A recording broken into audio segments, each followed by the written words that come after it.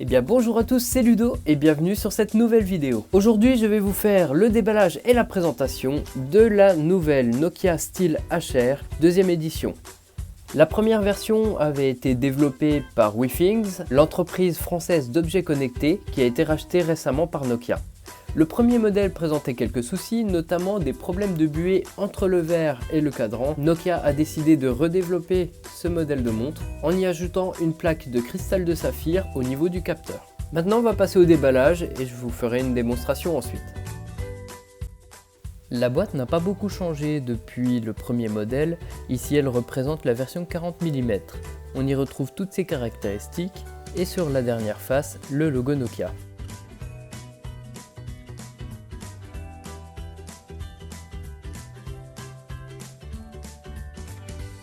On passe à l'ouverture et à l'intérieur se trouve une autre boîte toute blanche avec la marque écrite dessus et la boîte se maintient fermée par un système aimanté.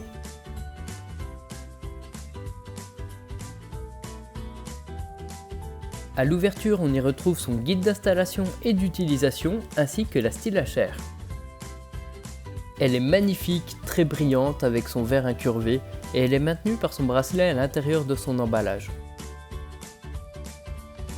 Je vais maintenant sortir la montre de sa boîte, que je puisse vous la présenter d'un peu plus près, et voici quelques photos que j'ai prises dans de meilleures conditions.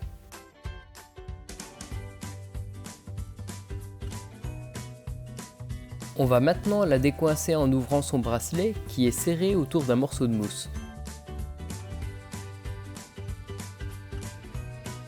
Enfin délivrée, on peut la voir sous tous ses angles et à l'arrière on retrouve la face de recharge ainsi que le capteur de pulsation à LED couvert d'un verre de cristal de saphir. On n'a toujours pas sorti le chargeur USB de son emballage qui lui aussi a été amélioré de sorte à ce qu'il reste en place, problème que rencontrait le modèle précédent qui glissait lorsque l'on posait la montre dessus.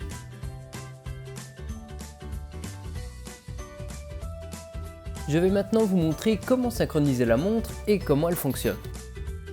On va ouvrir Nokia Ultimate que je vous avais déjà présenté dans une précédente vidéo. On va aller dans l'onglet appareil en bas à droite et on va sur installer un appareil. On choisit la montre, la Nokia Steel HR et on va sur installer. Ils nous disent maintenant d'appuyer sur le bouton de la montre.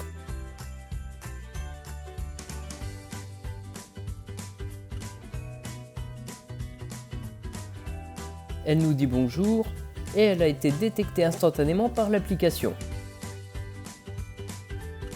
Connectez votre montre à votre smartphone. Je rentre le code affiché sur l'écran de la montre. Ce mot de passe changera chaque fois que vous voudrez jumeler un autre appareil.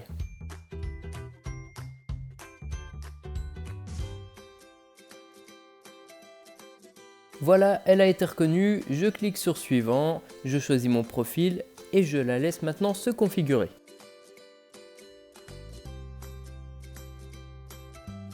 Voilà, maintenant on va aligner les aiguilles comme l'application nous le montre, il suffit de tourner la roulette pour les faire bouger. Si vous n'arrivez pas à les aligner correctement, je vous conseille d'essayer de faire un tour complet et de jouer avec les aiguilles jusqu'à ce qu'elles soient bien alignées. Je fais suivant et maintenant je vais aligner l'aiguille des mouvements. Vous remarquerez qu'on ne peut la faire tourner que dans un sens, pas dans l'autre, sinon un message s'affichera en rouge. Et maintenant on tourne l'aiguille jusqu'à 100%.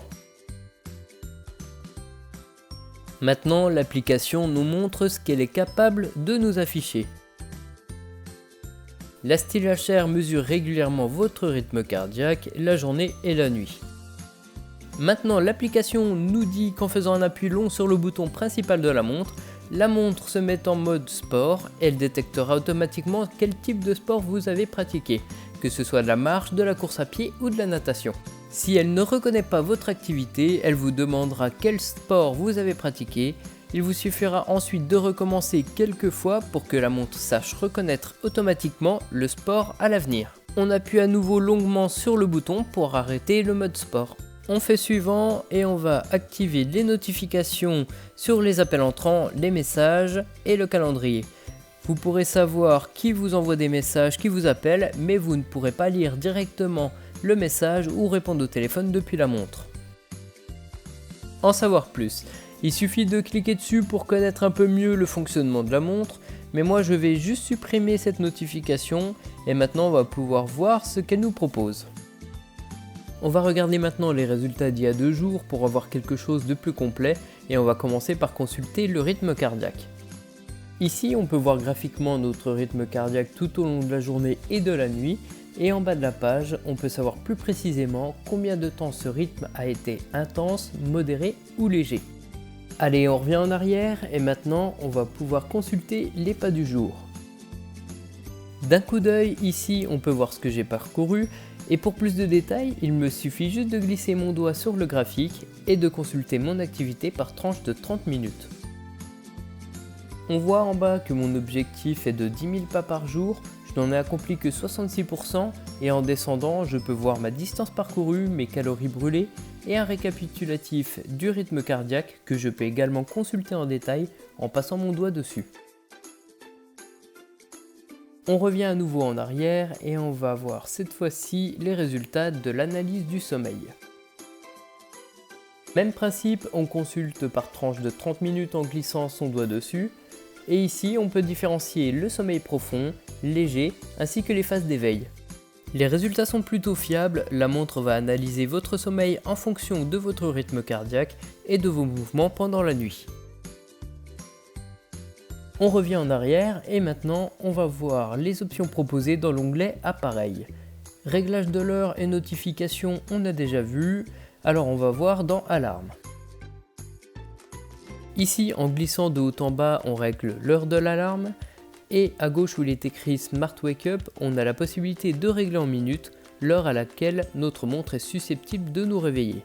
C'est-à-dire que dans cette tranche horaire, la montre choisira le meilleur moment pour vous réveiller en fonction de votre cycle de sommeil.